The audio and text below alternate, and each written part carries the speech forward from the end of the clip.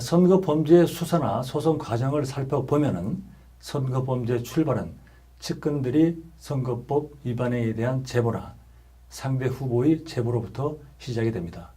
측근들의 제보는 대단히 구체적이기 때문에 결정적인 증거가 제시될 수 있습니다. 또한 이번 선거부터 선거관리위원회는 선거범죄에 대한 제보에 대해서 포상금을 최고액 1억 원에서 3억 원까지 지급할 수 있도록 관계 규정을 개정하였습니다. 선거 기간이 워낙 짧기 때문에 선거범죄에 대한 조사와 수사는 급박하게 진행이 됩니다. 이 과정에서 부실한 1차 조사와 진술이 이루어질 가능성이 대단히 높습니다. 증거로는 전화통화 기록, 컴퓨터 파일, 비망록 등이 흔히 제출이 됩니다. 기소가 되면 바로 소송이 진행이 됩니다. 소송에서 초기 대응은 승소의 관건이 됩니다. 선거법을 꿰뚫고 있지 못하면 변론은 변죽만 눌리고 법리적인 쟁점에 몰두하기보다는 행위의 인부, 즉 특정 행위를 했느냐 하지 않았느냐에 관한 인정과 부인에만 집착하기 쉽습니다. 특히 부인할 필요가 없는 행위를 부인하거나 제출하여도 전혀 문제가 없는 자료를 없다고 부인하면서 소송은 꼬이는 경우가 대단히 많습니다. 이렇게 선거법의 범죄 구성 요건이 워낙 복잡해서 소송의 변론 등에 혼선이 빚어지는 경우는 매우 흔하고 이로 인해서 당선 무효가 되지 않아야 할 소송이 당선 무효를 초래하는 경우도 적지 않습니다.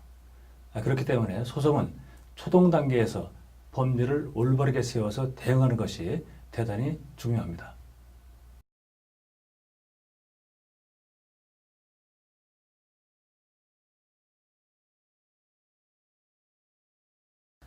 선거 관련 소송은 조합장의 직을 걸거나 후보들의 피선거권 박탈을 걸고 싸우는 치열한 소송입니다.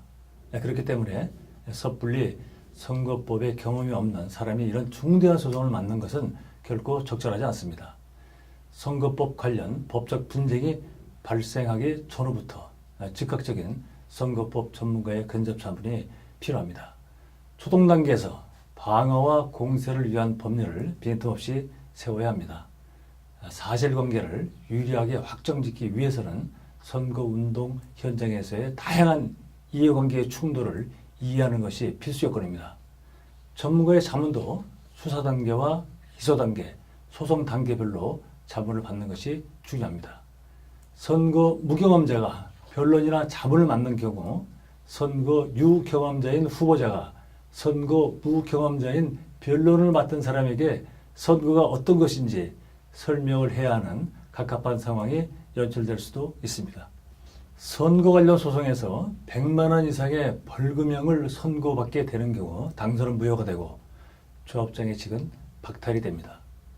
그리고 당선되지 않은 후보의 경우에도 상당한 기간 피선거권이 정지가 돼서 사실상 조합에서 퇴출이 되는 것으로 보아야 합니다. 끝으로 선거법 관련해서 어려움에 직면한 많은 후보와 조합장 여러분의 법적 분쟁이 원하는 방향으로 잘 마무리되기를 진심으로 바라고 이 동영상을 시청하는 여러분께 조금이라도 도움이 되기를 진심으로 바랍니다. 감사합니다.